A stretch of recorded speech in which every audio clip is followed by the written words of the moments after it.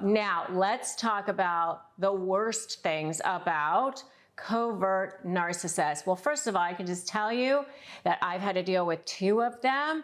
And, I think malignant narcissists are heinous and awful. I think that overt or grandiose narcissists are terrible too. If you want to know more about the main kinds of narcissists, check out my video on the main kinds of narcissists. None of them are great. All of them are awful, but coverts are just the worst because you don't see them coming, number 1. And number 2, they're so good at hiding their behavior to the rest of the world so that only their target, only their victim really sees who they are. And they do things so that they have like this plausible deniability. In other words, it's like really easy for them to just deny it and have it seem plausible what they're denying. Like, it's really, really hard to prove. And so they do these little tiny things that make it worse for you. So I know the first thing that I thought of when somebody pointed out that someone was a covert was somebody pointed out to me that one of the people that I was dealing with was a narcissist. That person did not use the word covert. That person just said that other person that you're dealing with is a narcissist and has cluster B personality disorder. And I remember thinking, oh no, that can't be right. To me, a narcissist was a person who was very, very boastful, very, very braggadocious, really out there telling everybody how great they are all the time for no reason, just to tell people, and didn't have any care or compassion for others. I did know that narcissists lacked empathy and didn't have the ability to care for others, but to me, the grandiose narcissist is the one that I had in my head. I didn't have a picture of a covert narcissist. I had never even heard that term before. And it wasn't until I read the book, The Covert Passive-Aggressive Narcissist, that I really started to understand the personality type. And that book is by Debbie Mirza, and I will definitely drop a link to that below. And if you want to know more about the covert passive-aggressive narcissist, check out my video on the covert passive-aggressive narcissist. That will definitely help you as well. But some of the worst things about that I think about covert narcissists is how underhanded they are. So they do things that are very passive aggressive. And that was one of the things that I really noticed about the narcissists that I was dealing with. They would forget to call you back or email you, or say that, do things that, they're not supposed to do, or are offensive, and you call them out on it, and they say, oh, I thought we agreed to that. And they tell the rest of the world how, the rest of the world thinks that they're so wonderful. They think that they're so nice. They come across as like the nicest, most wonderful people. Sometimes they even, paint themselves as a victim, and, maybe they're sick all the time or something like that. And they just seem kind of like the world isn't fair for them. And so they paint themselves in these pictures. And covert narcissists also show up, by the way, as clergy, religious figures, leaders in a lot of ways. And so it's really, really hard to pinpoint them. And so in Craig Malkin's book, Rethinking Narcissism, he talks about the 3 E's, and the 3 E's that covert narcissists, or he calls them introverted narcissists, have. So the first thing that he says that you see in covert narcissists is exploitation. A lot of narcissists do this, but coverts especially, they will exploit situations and people to use them so that they get more attention, so that they feel more special, and that is definitely what happened with me. And It's just something that they use to try to get narcissistic supply. They attach themselves to people so that they can suck supply out of them and almost like try to become that person. And so one of the things I want you to make sure that you understand is that narcissists don't attach themselves to you because you have so little value, even though that's what they want you to think. They attach themselves to you because you have so much value, because they wouldn't be interested in you if you couldn't give them narcissistic supply. So exploitation is one of the things that you will definitely see, and it's one of the worst things about covert narcissists. And if you think that this behavior is so disgusting, give me a yuck in the comments. The second thing that you will see, the second E that Craig Malkin talks about in his book, Rethinking Narcissism, is entitlement. They feel very entitled, even to things that don't have anything to do with them, even to, they want to take credit for things that they didn't do. They want to have attention for things that they didn't accomplish, but they feel entitled. They should sit in the seat of the best seat in the house, whatever that looks like, because they need that in order to feel special. And so entitlement is that second thing that you often see in covert narcissists. And the third thing that he talks about is empathy impairment, which, again, you see with all narcissists.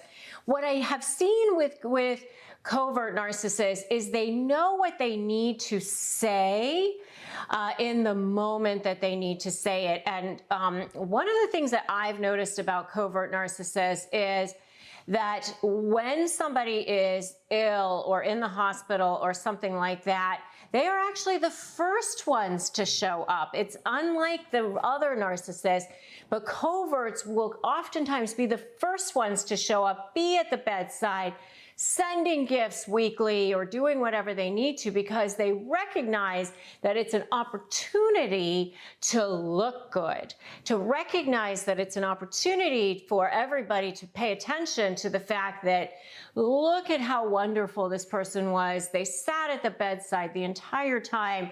And, but they'll only be doing that if they think there's going to be a vast audience, that the right people will see it. It's not just because they actually care. The worst thing about covert narcissists is they know how they are supposed to behave, and they will do it if they need to. But it's very strategic, very manipulative, and if nobody's watching, they don't care at all. And it becomes very, very clear when they don't have an audience, because then, suddenly, where are the phone calls? Where are they not showing up? Because they have this empathy impairment. Coverts are the absolute worst. The worst one. You know why? Because everybody thinks that they're so nice. And then they're in there with you, death by 1,000 cuts, little passive aggressive things. I've been there. I dealt with it. I had a covert narcissistic business partner. And on the veneer, there are the sweet ones, the kind ones, the humanitarians, the ones that everybody else sees as the good people. But they're the ones that behind the scenes are doing these passive aggressive little things to literally make you feel like you're going crazy. That's why it is so hard to get out of these relationships, because you feel like if you do, the whole world is going to vilify you. You feel like if you do, no one is going to be on your side. One of the strangest behaviors that I've seen of covert narcissists is that being the victim is everything to them. In every covert narcissist is that they must put themselves into being a victim place. And that's what is so crazy about a covert narcissist, because many times people think of a narcissist as this bragging person, this person who goes around telling everybody how great they are. Many times when people say a narcissist, they don't think of a covert narcissist as being a narcissist. This is a person who is I'm a victim. This person did this thing to me and I can never get my way and life isn't fair. Those are the kinds of things that you often see with a covert narcissist. But let me tell you, this is a person where being a victim means everything to them. And if you hang around them long enough, you'll see that this is the person who will refuse to say they're sorry unless they need to do it because there's an audience there. For the most part, they don't apologize. I know of a situation where somebody, showed up at a funeral. They weren't supposed to be there. They only showed up there in order to prove a point, in order to do it as a manipulation tactic. This is what they do. They act like, what? I was just showing that I love a person. I was just showing that I paying my respects. It's this kind of plausible deniability. And like, how can you question my ethics, my morals, my incentives, my motivations? This kind of potential double entendre when obviously what I meant was this. What are you talking about? That it was meant for a manipulation, that it was meant for something other than just that. When they know and everybody else knows that that's not what it was for. That attention means everything to them. Number 2 is stubbornly refusing to do things you ask them to do, even the smallest of things. It has to be their choice. They're so passive aggressive. If you ask them to do something, the answer is like they don't want to have to do anything, but they'll offer to do something. They want to have to offer to do something, but they don't want to be asked to do anything. Even if they would normally want to do it, or they want to have to participate, or if it's something they would want to do, but they don't want to be forced to have to do anything that they don't want to have to do by somebody that they consider to be the person that they think that they're being manipulated by or whatever. They don't want to be obligated to do anything. If you ask them to do it, the answer is just going to, they want to knee jerk and say no. Unless, of course, there's an audience. Then, of course, they want to. Then, of course, let me offer to do it. Very stubbornly refusing to do things that you ask them to do, even the smallest of things. Number 3, public persona, completely different than their private persona. That rage is always just below that surface. It's almost as if they just can't stand you. It's like there's this boiling underneath them all the time. Public persona is, look at me, look how helpful, look how kind I am, look what a good person I am. But at home or behind closed doors or at work or whatever it is, the business partner, I don't want to have to do it. I don't want to have to be there. I don't want to be there for you. There's that rage just below the surface, that withholding of information, all that little stuff right below the surface all the time. I'd love to know what you guys think so far. Give me a yes in the chat. Give me a comment below. What are you guys thinking so far? Would love to know some feedback. What are you thinking? Number 4 is holding grudges. One of the next strangest behaviors that you see about covert narcissists is that they hold grudges about something that you would have totally forgotten about for years, literally for years. And you didn't even realize they were holding a grudge about that particular thing until it got brought up. It's just the craziest thing with them. Like I said, with narcissists all the time, you're either for them or against them. So they hold grudges about things for years. That's one of the strangest things about covert narcissists. But the other thing about that that's really strange is they don't even bother to tell you. that you've slighted them in this way.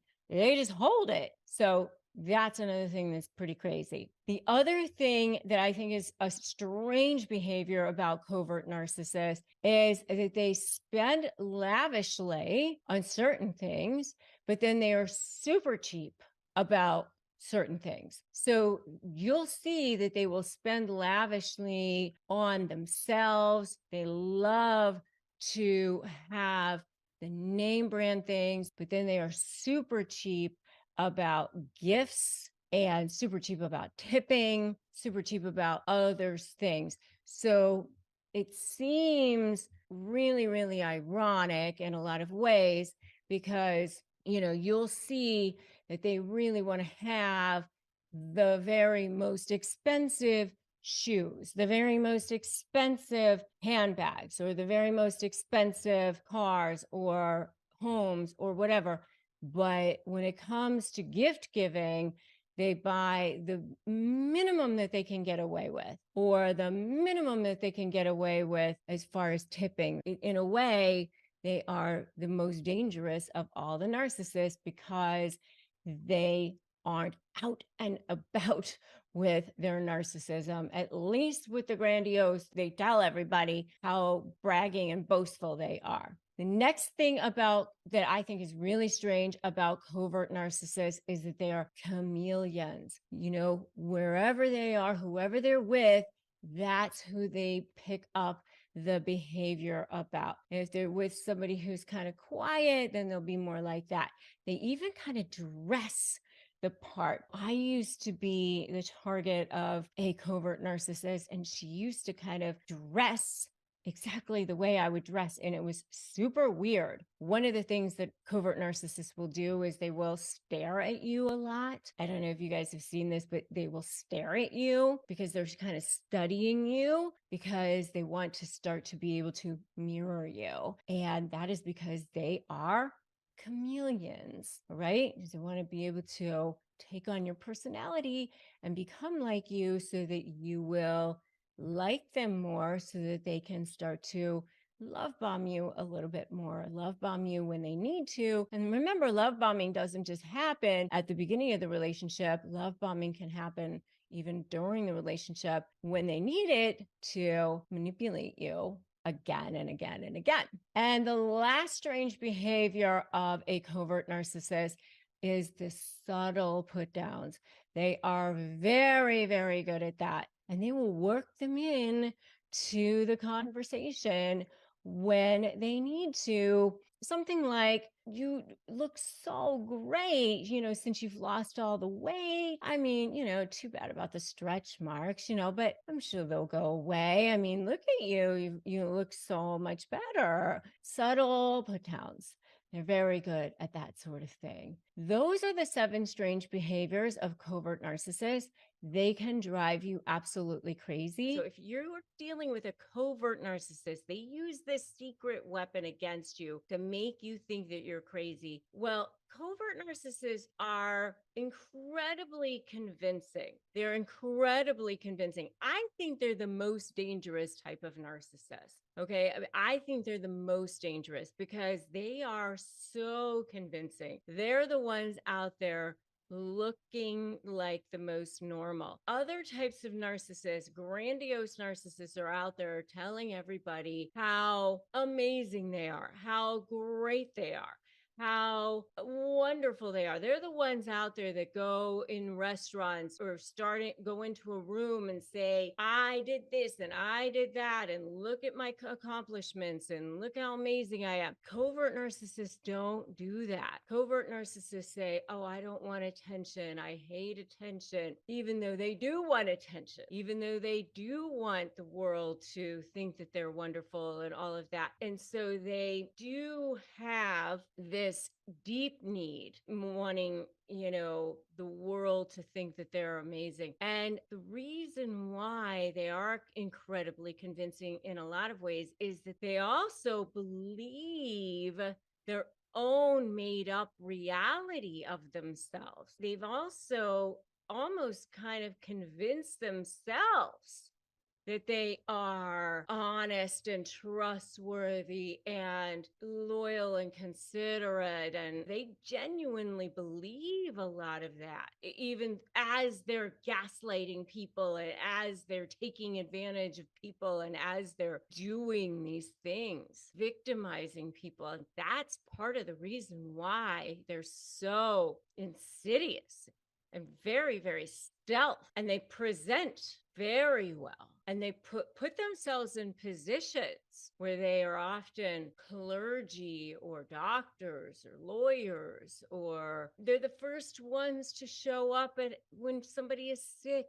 or the first ones to take care, but only if it's opportunistic, only if there's going to be an audience, only if it's the right type of audience, only if the scenario presents itself to be the right one. They have to appear in the right way. And they're masters at orchestrating situations a lot of times where they can pit people against each other, where they can dig deep wells where it looks like they are the good person and the other person is bad, or they set themselves up so that they're calm and the other person is crazy. So they, here they are, the rational one, and the other person is out of control, sobbing or screaming, and they're just, I don't know what happened there, officer, while the onlookers are, oh my goodness, I look at that, so, they can be the ones who are, I tried for years to get the person help, or I tried for years to do all that I could. And they come off as the likable one. They come off as the calm one. They come off as the charming one in marriage counseling, or, to the therapists as the much more rational and calm one. And they can get everyone to believe that that's what's going on. They're masters at smear campaigns and at planting seeds, starting the planting of seeds. Oh, I'm so concerned about, how much they had to drink that night. I just, I'm just really concerned about that situation. I just want to make sure that everybody's okay. Oh, my heart. It's like that. And just lining up the flying monkeys and just starting to groom, and so those are the kinds of things that they'll do. And they start to weave, and lead people down these paths, and people are just unaware of what they're doing. They're just unaware of what's happening because they're so good at doing these things and just remaining calm. And so their real secret weapon, and that's what I'm leading to here, is that they are masters, absolute masters of plausible deniability. And what I mean by that is sabotaging and undermining in very, very subtle, insidious ways, but then being able to just look very, very innocent and saying, I don't know what you're talking about. I have no idea. And, so for example, something could be like, I only said something about, I knew somebody said something about their child's birthday or something, and realizing that it was before a date that was something that was going to be inflammatory to something else. And then they putting dates together that are, is going to upset something to somebody else. And then the other person realizes that that's upsetting to this other person. And then they know that it's going to be upsetting to this other person. But then they go, oh, I didn't realize that I said that date and that was going to be upsetting to you. And then the other person, goes, oh, I didn't know. I didn't realize, and they just play it off as if they didn't realize that date was going to be upsetting. I had no idea. I didn't realize. I'm sorry. I didn't realize, that sort of thing. They'll make a dish and give it to the other person, and the dish has something in it that the person is allergic to, like cashews. And then the other person gets an allergic reaction from it. And then they say, I didn't realize it had cashews in it. Oh, I'm so sorry. Oh my gosh, that's terrible. Oh, I didn't realize that. They did realize that, but they play it off like they didn't know. Plausible deniability. I'm sorry, I didn't realize that when I was going to do something on your computer that was going to delete that off of your computer and off your calendar. So I'm so stupid. That sort of thing. And they do know that when they were going to do that it was going to delete it off your calendar. Plausible deniability. Plausible deniability, undermining you, but acting like I didn't know that was going to happen, to avoid taking responsibility, to avoid. But everybody else, when you tell that story, everybody else goes, well, I'm sure that was inadvertent because they're so nice, because they're such a good person. I'm sure that couldn't have been on purpose. Oh, you're making too much of it. That sort of thing. When you try to tell other people, I think you're just making too much. And then when they're telling other people, they go, I was just trying to be helpful. I was just trying to be nice. Gosh, they do they really think that I would try to make them sick on purpose? That's just so crazy, that sort of thing. And sometimes I do believe they really believe their stuff. Like they really think that I would be that horrible of a person, and they start to even believe their own lies. Sometimes it actually is like that crazy making. And so I believe that the worst secret weapon that they have is this plausible deniability, where they actually start to make you think that you're absolutely crazy and the world cannot see it. The world cannot see it at all. And you are just, over time, it's like death by 1,000 cuts. And it's like not so bad that you just feel like you can go to the world and go, look, this person's beating me, or this person's cheating on me, or this person is that bad. It's these little tiny things over the years that just add up, add up, add up, where you're just sucks at your soul over time, and it drains the life out of you over time. And so that's why I think it's just so insidious and so horrible. And they have this way also of sort of this double language and this double, like saying things, these like kind of things that almost look like compliments, but they're not actually compliments. And it's very, very insidious the way covert narcissists work on you and work on your brain. And they're extremely, extremely toxic and extremely, extremely poisonous. It's time. Let's talk about the kinds of things that you hear coming out of the mouth of what we refer to as a covert narcissist. Sometimes people refer to them as like the downtrodden type of narcissist, the vulnerable narcissist, the fragile narcissist. But a lot of times they don't really come off that way. I dealt with a couple of covert passive aggressive narcissists. They can actually kind of seem confident on the surface at times, but the thing that is the same about covert narcissists is they often play the victim. They often will play the victim of you. So what they do is they target certain people but then they make themselves seem like life isn't fair. Things aren't fair to them. And especially when they're dealing with a particular person who is going to be you, their target.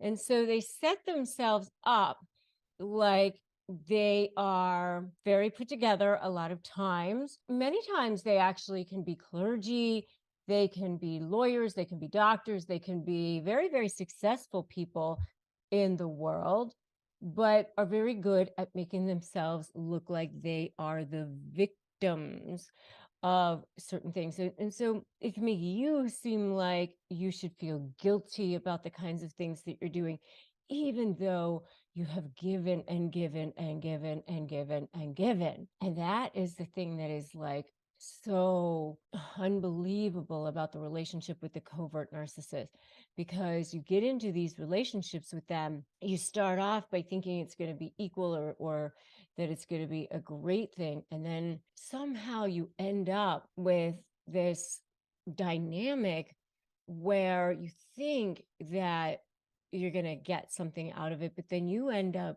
doing everything in the relationship. So, one of the things that you're going to hear is like, must be nice that so many people are taking such great care of you or something. And yet you're like the one who's like taking care of them all the time. You're doing everything for them. And it's kind of crazy. Yet they're like, you don't pay enough attention to me. You don't make me feel special. And you're literally like killing yourself for them.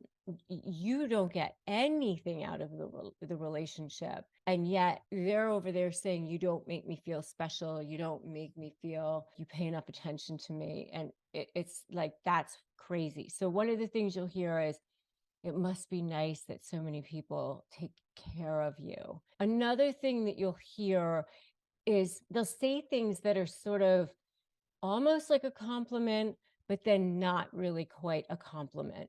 So they might say things like, "Oh wow, you lost so much weight. Oh, but it's too bad about the stretch marks." Or, "That's really great that you were able to finish school that way. You know, you went back to college. That wasn't really that great of a school," or something like that. There's like a compliment, but then sort of a put down at the same time. Or, "Too bad it took you so long to get through college." I mean, I know you had all the kids and everything. Like if you went back to school when you had kids afterwards or something, there's a compliment, but also sort of a put down at the same time. So there's like a passive aggressive thing, because there's this underlying rage, this underlying need to compete, this underlying thing that they can't quite be happy for you.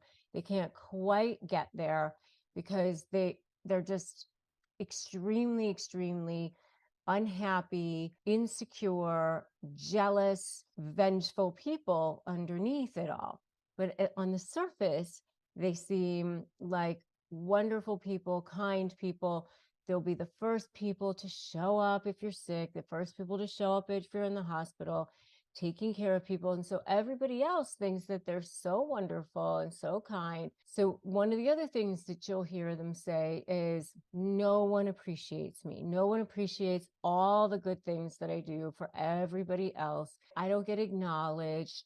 They take care of everybody else, but they don't get anything in return. So they'll say things like that, like, I do everything for everyone else, but I don't get anything in return. So they'll say that sort of thing. Another thing that they'll do is they try to make people feel guilty.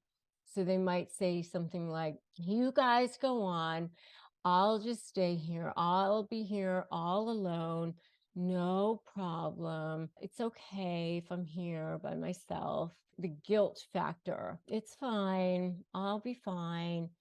So everybody feels guilty for them, that sort of thing. I can never get what I want. It's not fair. I can never get what I want, that sort of thing.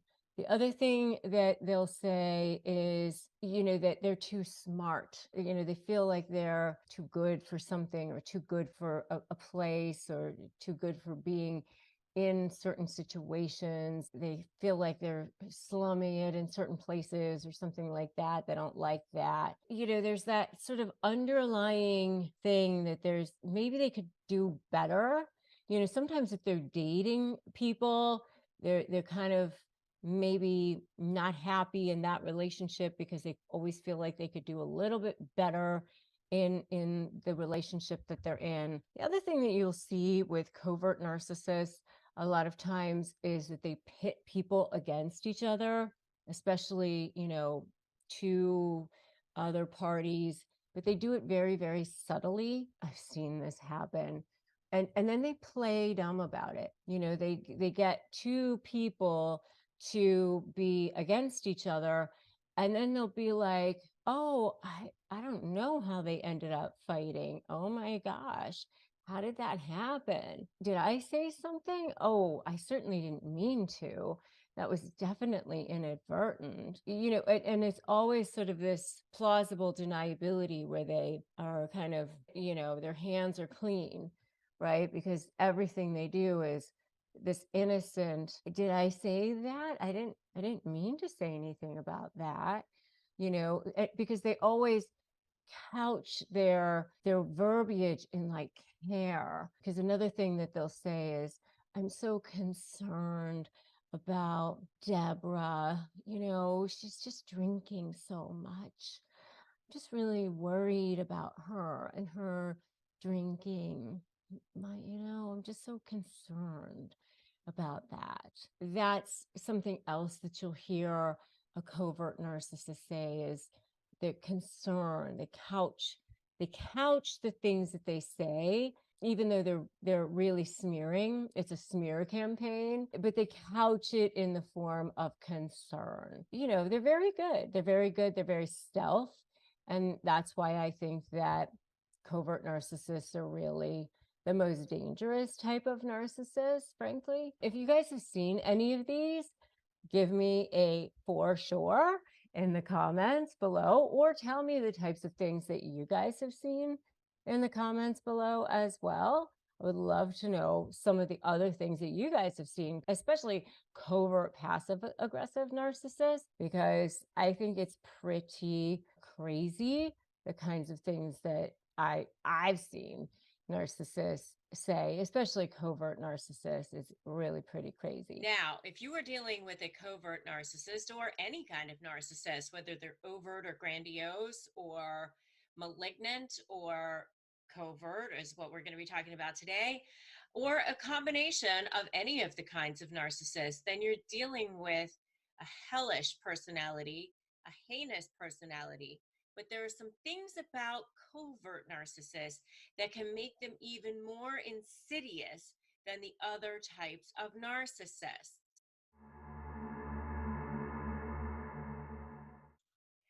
And for those of you who have watched my other videos, which you will want to check out on covert narcissism in relationships and the covert passive aggressive narcissist, and I'll drop links to those below, you know that I have a personal experience with dealing with covert narcissists. Not as husbands, but as people who were close to me who I became the target of these heinous creatures. So this is the kind of narcissist that I personally disdain the most. So in some ways, this is like my PSA, my public service announcement to warn you against these personality type or this personality type and what to look for in this personality type. So, one of the things that you should know about covert narcissists is that they are 100% narcissists. So, they have what Dr. Craig Malkin calls the triple E, which is that they exploit, they feel entitled, and they lack empathy. So, they still are all 100% narcissist, like all narcissists are. And the other little kind of dangerous thing about covert narcissists is that they can sometimes be grandiose narcissists that act covert, which is kind of confusing too. Sometimes these different types of narcissists actually vacillate back and forth between the the various signs of the types of narcissists they are. But what I'm going to be talking about today is actually more of your pure covert narcissist, which is the kind that I've actually had to deal with, and why I think that they're so dangerous. Because, if I could be fooled, then anybody can be fooled. And I really just had to literally work these people out of my life in the last year. So, and it was not easy, and they still try to pop back up and pop back in, because that's what narcissists do. They never really let go. They never really um, move on completely. Sometimes it can be years before they pop back up again, but that you can kind of minimize it and protect yourself in a lot of ways. And that's why I'm doing this video, because I want you to know the signs of abuse. Okay. So the thing about covert narcissists is that they don't look on the surface like regular narcissists. Regular narcissists, what I call the garden variety narcissist, is more of your grandiose varietal, the kind that goes around telling everybody how great they are all the time. Covert narcissists don't do that. And that's one of the things that I think is so dangerous about them, is that on the surface, they appear very nice. They appear like good people. Lots of people love them. They can be politicians. They can be clergy. They can be lawyers, doctors. They're often in positions of respect because, of course, they're narcissists. They feed on that respect. Remember that the narcissist actually has no inner sense of internal value. They get all of their sense of value from the external.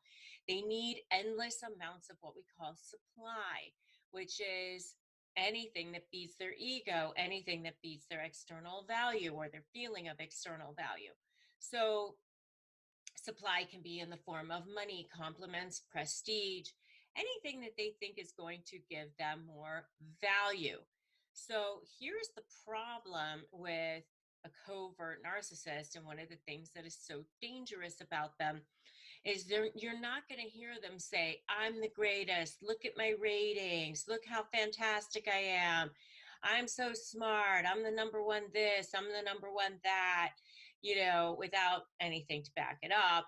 They just go around saying all of those things because they feed on that. They need to have it. Okay.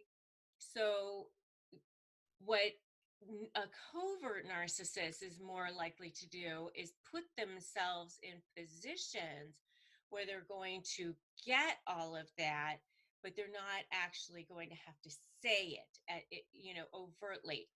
And so we're told that, narcissists are brash, braggadocious, loud, assertive. Well, the thing is that covert narcissists don't come in that format. They're usually much nicer.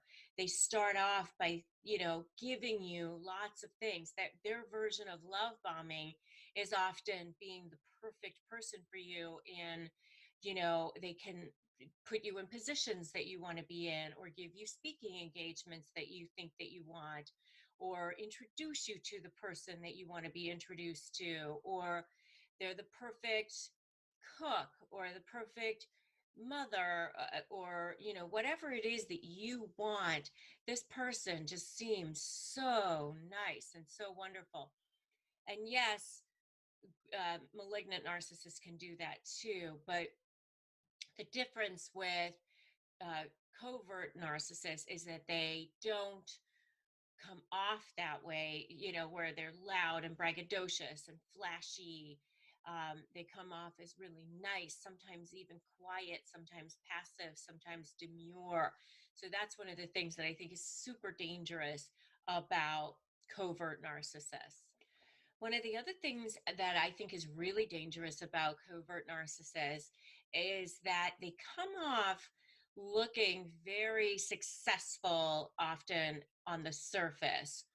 And, grandiose and malignant narcissists can do this too, but grandiose narcissists come off as super ambitious, super successful, whereas the covert narcissist is often, they make it look like they've had that sort of success, but if you look just beneath the surface, they haven't actually gotten that success.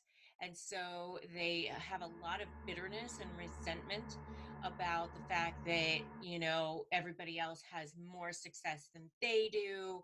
And, that their failures are other people's faults because, you know, something happened with their business, or this person sabotaged them in some way, or maybe they were just getting going and they had to close their business, or they had to move, or they something happened, and so they have all of these sort of failed ambitions and feeling of emptiness, and they often feel have a tremendous sense of depression and emptiness, and sometimes they'll even tell you that they have bouts of depression, but they don't tell you it's because of their failures in business. They'll tell you it's, just that they have these afflictions. Because one of the other things about covert narcissists is, they often are very good at playing the victim.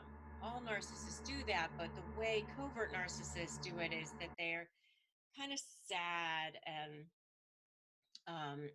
people aren't treating them well, and they just didn't get a good lot in life, and um, the world is unfair to them, and so they end up feeling depressed and empty, and they often have sicknesses, um, so that they can get sympathy from people around them, garner lots of pity from people.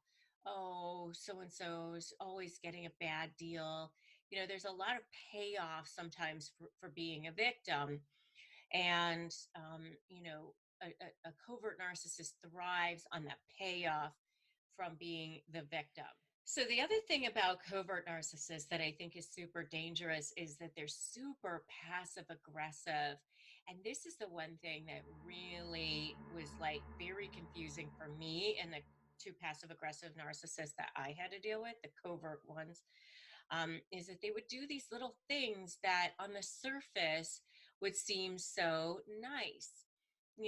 Oh, here, I did this for you, and but while they're doing this thing for you, they're crossing a boundary, or they don't do something that they say they're going to do, and then when you ask them about it, it's, oh, I forgot, or oh, I misunderstood you, or oh, we had a conversation about that, remember, and we decided to do this, and it's absolutely not something that we decided to do, but it's them trying to make an excuse for behavior that they know has been hurtful to you.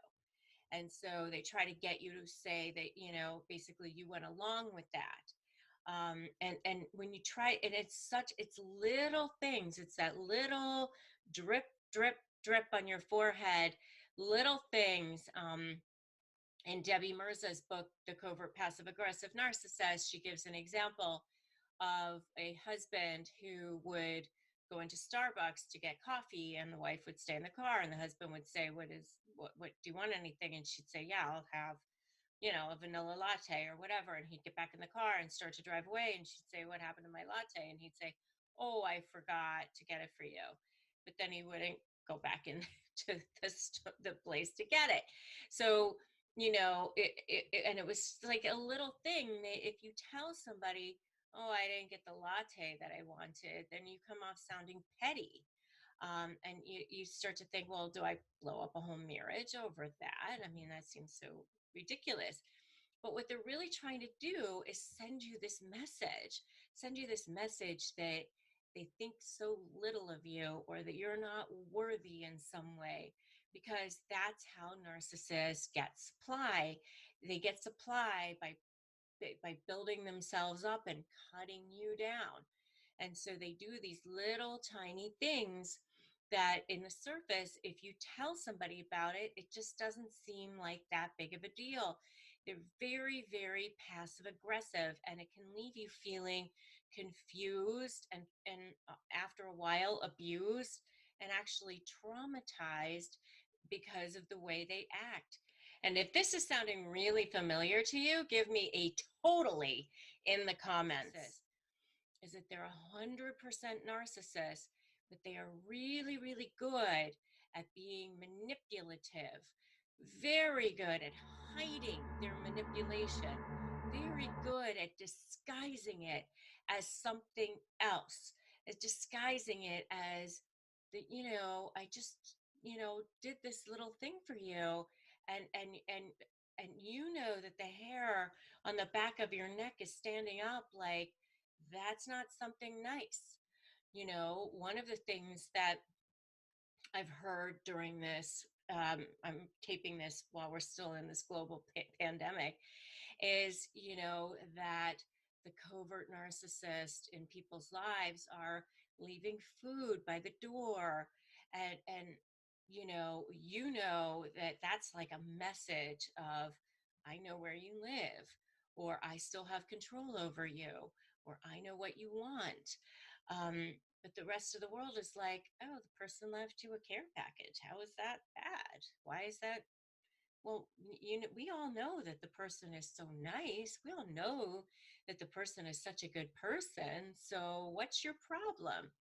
And so while they're lining up their flying monkeys and they're telling everybody, how wonderful they are or how wronged they've been by you, because, oftentimes you actually look like the stronger person because they've put themselves in this light of being the nice, caring, kind person. So you obviously must be the one that is wronging them in some way. And you almost feel paralyzed to, like, how do you even um, right that wrong of what people are thinking about you? And the way I've just come to deal with it is, number one, I have major boundaries. I do not look at what these other people are doing. I don't look at their social media.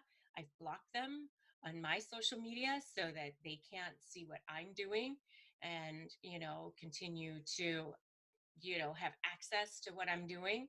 I don't want them to think that I'm interested in what they're doing at all, because I'm not. I just want to look forward, not back. I don't want their energy in my space. I don't want to even be thinking about them. When I go to think, when one of them pops into my mind, I pivot immediately, because the way I look at it is, if I'm thinking about them, then I am not in creation mode. I'm not helping people. I'm not doing things like making these videos and helping you guys so that you can look forward also and concentrate on your now and the rest of your life and creating an incredible future. And so I just learned how to pivot and create major boundaries, because I don't want these people in my space, and you shouldn't have them in there either. So if you have to continue to co-parent with them, or you have to continue to live with them in some way, then, figure out a way to protect yourself so that when they do these things, you're no longer going to be sucked into it. And certainly do not let them see you be upset by their behavior, because then they know that they have you. Then they know that they still have this little modicum of control over you. So here comes more, here comes more. So, the less you can interact, the more you can show that you aren't interested, and you direct your energies elsewhere, then that vibrational energy of connection that you still have with that person will eventually peter off and hopefully eventually die. So if you are dealing with a covert passive aggressive narcissist in your life, they can be the most dangerous kind of narcissist, because they are the most sneaky, the most insidious, the most stealth, and in some ways the most toxic, because of how good they are about hiding their narcissism and being under the radar. And so if that is you, I'm sending you blessings. I'm sending you light from one survivor, thriver to another You can do this. Just follow the light. Get them the hell out of your life. The first thing that you're going to want to do is pay attention to their inconsistent behavior. The key to a covert narcissist and unveiling a covert narcissist is paying close attention to their inconsistent behavior, because even though they've got that fake smile on their face all the time, they are very inconsistent in their behavior. While they present themselves as kind and empathetic and understanding, their actions do not align with these qualities. So look for discrepancies between what they say and what they do. If you notice a stark difference and contrast between their behavior and what they're actually doing, you're probably looking at a covert narcissist, and you can even call them out on it. Hey, you said that you were going to do this. Why aren't you doing this? How come this is showing up over here? Because they will do things that they're not supposed to be doing. You need to call them out on that behavior. The next thing is recognizing their manipulative tactics. They are skilled manipulators, and their tactics are often very, very subtle, but you will see them, and you're going to start to see them fairly early on in the relationship, even though they're subtle. And what they try to do is they make them so subtle that they're hoping that you're not going to say anything. They want to use guilt. They want to use passive aggressive behavior. They want to play the victim to control and manipulate others. They try to make you feel like, don't come at me with making me do the thing that I said that I was going to do because I'm sick, or because my parents are sick and I have to take care of them. You wouldn't make me be accountable for the thing that I said that I was going to do, would you? Because I'm sick or my parents are sick, right? What kind of a person are you? So watch out in your tactics when you're dealing with this person. If you find yourself constantly confused or constantly being made to feel guilty, you're being manipulated. It's a red flag for that their true intentions are being veiled and you're trying to be made to feel guilty. By the way, I have a video on 10 kick-ass comebacks to shut down narcissists. Highly recommend that you check out that video. All right. The next one is look for a lack of genuine empathy, not just for yourself, but for other people. Genuine empathy is a trait that all narcissists lack. So while covert narcissists may appear to be empathetic on the surface, eventually you're going to see that it's very superficial and it's very self-serving. Observe how they respond to emotions. Observe how they respond to your struggles. Observe how they respond to other people's struggles. Do they genuinely show care? Do they genuinely offer support? Do they genuinely respond to how people are feeling? How are they when people are in conversation? Are they constantly redirecting conversation back to themselves? Genuine empathy takes real efforts, right? It takes active listening. It takes understanding. It shows compassion. Are they apologizing? Are they recognizing when they weren't fully engaged in a conversation? Do they come back? Do they notice things? Are they self-aware? And you'll see it. And if you're not in it, it will start to wear away at you after a while. You'll start to feel exhausted. In being in this relationship, you'll start to feel drained. And if that happens, you're going to start to need support. So make sure you get the support and help that you need, because I was in a relationship with a covert narcissist, and you're going to start to feel like you're going crazy after a while, and nobody's going to understand because everyone's going to think, oh, that doesn't sound so bad. Maybe it was inadvertent, and if that starts happening, get the help and support that you need. Join my free private Facebook group, Narcissist Negotiators with Rebecca Zung. Get therapy if you need it with a therapist who understands narcissism. Go to betterhelp.com/Rebecca Zung if you can't get the help and support that you need through your own network. We receive commissions on that because they're a sponsor for us, but we just want you to have help and support that you trust. It doesn't cost you any extra. So the next one is assess their constant need for validation. Covert narcissists constantly need to be admired. They constantly need to be complimented. They crave constant attention and praise because they have this very fragile self-esteem. So they constantly need to be complimented. Did I do a good job? Look at me. Look at the work that I did. If that wouldn't have happened if it weren't for me, look at that. If that's constantly happening, if they're constantly needing to direct the conversation back to themselves to get praise and they don't get attention and they get resentful if they don't get attention, if they're resentful because they're feeling like they were left out, or if they're not getting the admiration that they feel like they deserve, then there's a problem, right? If their self-worth is depending on this external validation, it's a clear sign that they're hiding behind these narcissistic traits. You know in your gut that something is going on. If you're starting to feel that your little spidey sense is starting to turn on there, maybe you start to make a plan. All right. And that leads me to my last one here, which is trust your intuition, trust your gut, because you know it's happening. It's on. And if that's the case, I know for me, I should have gotten out a whole lot sooner than I did. If something feels off, it probably is off. Listen to that inner voice inside yourself. They're very skilled at manipulation, and then you're in it, and you're in it for way longer than you should have been. Trust yourself. That person is not authentic.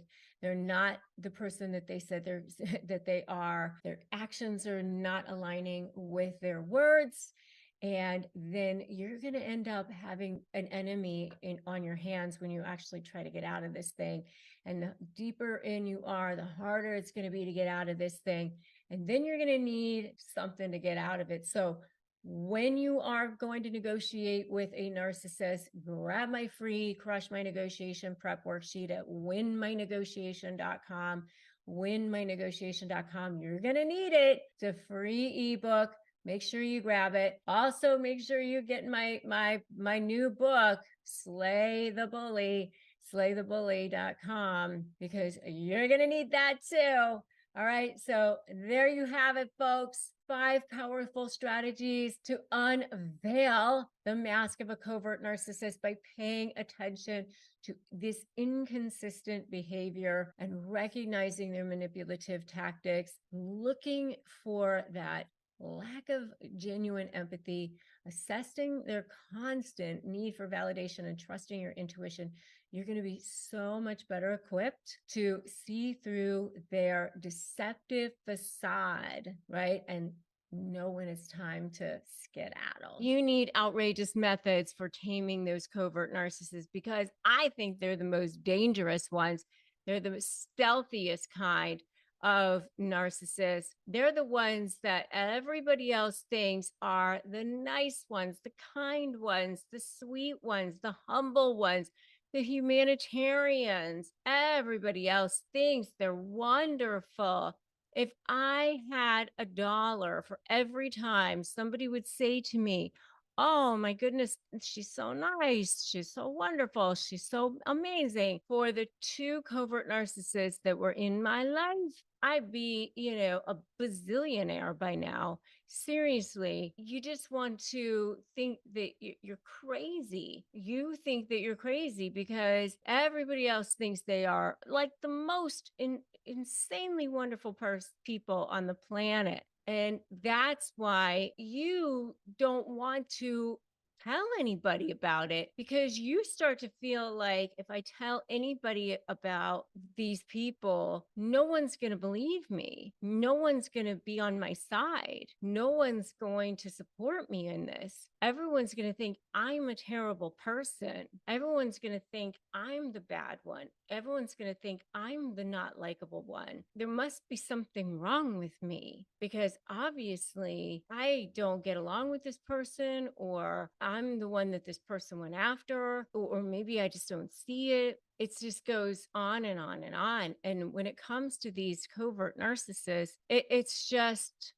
the most nightmarish experience of your life, because they are passive aggressive, because the methods that they use are so incremental, so tiny, so under the radar. And the way they do it is their hands remain clean. In a law setting, we used to call it like, are your hands clean? And that's the way I look at it with these covert narcissists. They keep their hands clean. They're able to do things in such a way that they don't have anything coming back to them, that plausible deniability, so that they can sit there and go wide-eyed and innocent. What? Not me. I didn't mean it like that. Or how could you accuse me of such a thing? I certainly always have your best interests at heart. I love you and I support you, and so you just cannot ever feel like you can attack them, because they become the victim, because they make you feel guilty, because no one will believe you. And so you have to protect yourself in every possible way. I mean, when it comes to these people, it's just insanity. I mean, if I told you the stories of the things that I dealt with these people, you wouldn't even believe it. And so I know what it's like to deal with them. I do know. And I had to get myself out of these situations before I even had access to information like mine, videos that are out there, like you guys have access to. You guys have so many more resources now available to you than I ever did. When somebody first mentioned to me that I was dealing with a covert narcissist or covert passive aggressive narcissist, the number of resources available on that was so skinny, so thin, that I was so desperate and hungry for information. But now you guys have a lot more available to you. So that is something to definitely be grateful for. And you have access to support, which is also something to be very, very grateful for as well, because you know that you're not the crazy one. You know that it's them and not you, which is also something to be grateful for and feel very blessed about. And you do need to have support. And by the way, if you need additional support, definitely join my free private Facebook group. And if you need additional help, get my free phrases for disarming narcissists, which you can get at disarmthenarc.com. Disarmthenarc.com. Get those for sure. And if you need support in dealing with them and you don't have access to your own therapist, we have a sponsor here on this channel, which is BetterHelp. And you can go to betterhelp.com/Rebecca Zung and get that help and support that you need. We receive commissions on that. It doesn't cost you any extra, but we just want you to have access to help and support that you need. Okay. So number one, be indifferent to them. Be indifferent to them. That is one of the most, it seems outrageous, but just absolutely almost like your eyes are glazing over. I mean, yes, go no contact, of course, but if you have to be in contact with them, which there are times that you do, it's almost like you are a pod or a Stepford wife or a robot, if you're a man, you just like, oh yeah, hello. Uh-huh. I see you there. Yep. Nice to see you again. Great. You're just almost like a robot in interacting with them. You're just completely indifferent. I see you, anything about you doesn't affect me. I'm not bristling in any way. I'm not upset in any way. I don't feel like running. I don't have any sweat on my forehead or my nose. I just am going about my day. That's number one. You're just completely oblivious. That's the kind of thing that I did. They will step up their game and do more and more outrageous things to get your attention. And you're just outrageously like, okay, I see that you're showing up at this outrageous place that you totally don't belong at. Okay. Hello. I see you here. That's nice. Ignore. So that's number two. Ignore any and all attempts by them to get a rise out of you, to get attention from you, to get supply from you in any way, shape, or form. So they're going to try to get supply from you.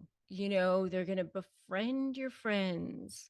They're going to start showing up at crazy places. Suddenly now you notice that they're friends with this person, or now they're hanging out with your other family members, or just crazy things to try to get you to have some reaction.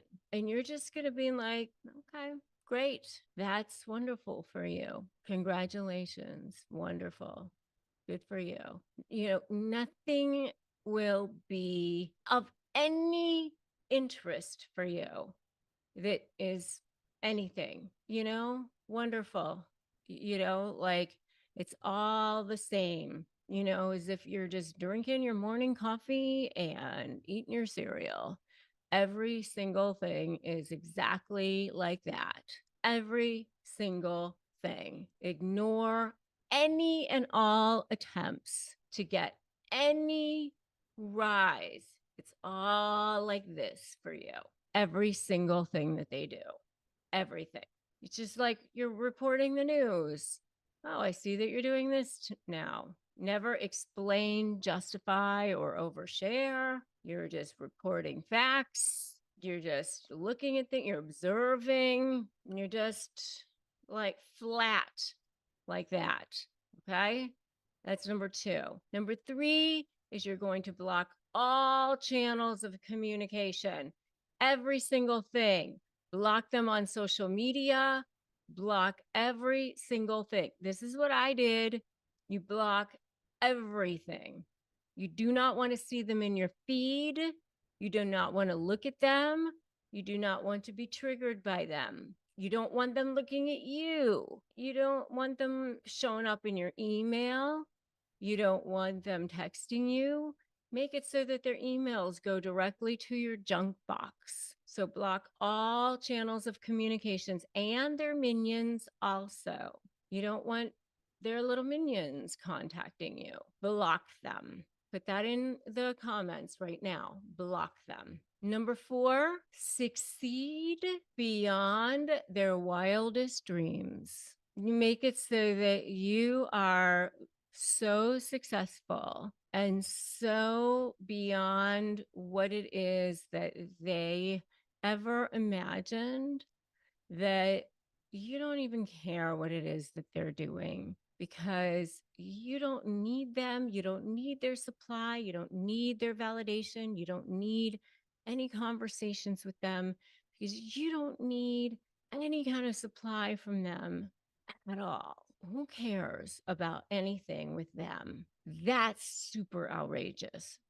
That will tame them completely. And number 5, this will tame them beyond tame them. This is the worst one of all and the best one for you. Wipe them from the CPU of the memory of your brain like they never existed. Who cares? Because you just move on with your life. You are successful beyond your wildest dreams. You have blocked them from all channels of communication.